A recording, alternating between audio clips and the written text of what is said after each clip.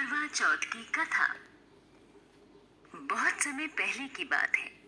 एक साहूकार के 7 बेटे और उनकी एक बहन करवा थी।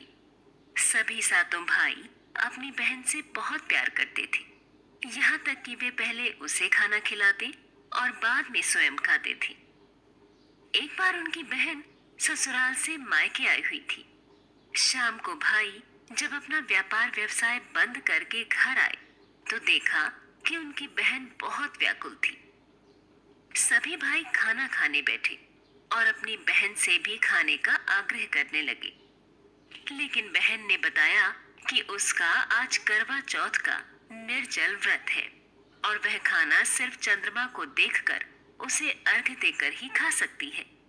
चूंकि चंद्रमा अभी तक नहीं निकला है, इसलिए वह भूख प्यास से व्याकुल हो उठी है।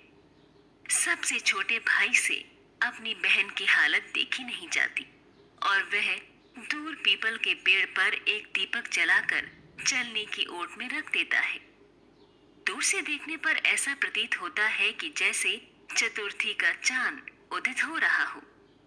इसके बाद भाई अपनी बहन को बताता है कि चांद निकल आया है, तुम उसे अर्घ देने के बाद भोजन कर सकती हो। बहन खुशी के मारे सीढ़ियों पर चढ़कर चांद को देखती है, उसे अर्घ देकर खाना खाने बैठ जाती है। वह पहला टुकड़ा मुंह में डालती है तो उसे छींक आ जाती है।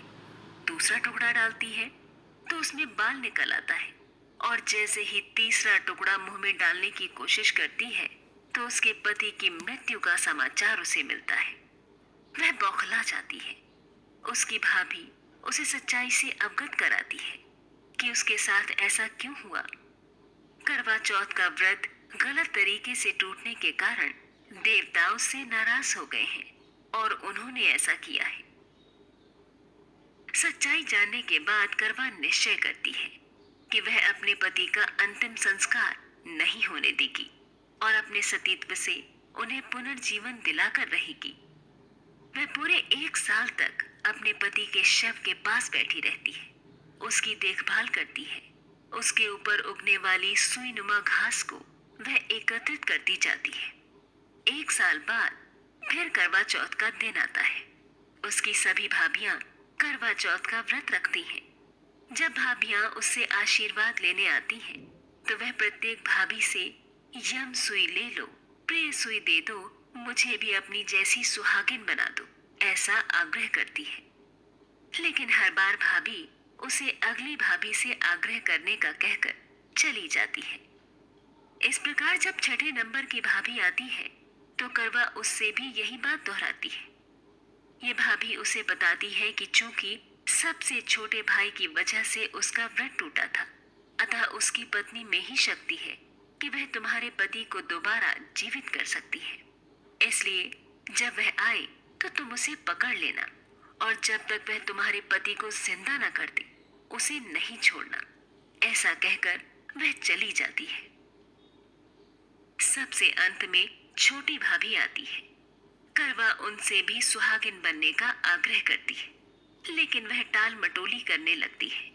इसे देख करवा उन्हें जोर से पकड़ लेती है और अपने सुहाग को जिंदा करने के लिए कहती है।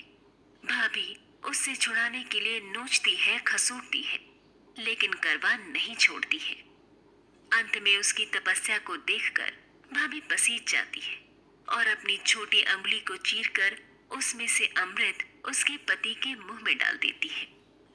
करवा का पति तुरंत श्री गणेश कहता हुआ उठ बैठता है। इस प्रकार प्रभु कृपा से उसकी छोटी भाभी के माध्यम से करवा को अपना सुहाग वापस मिल जाता है।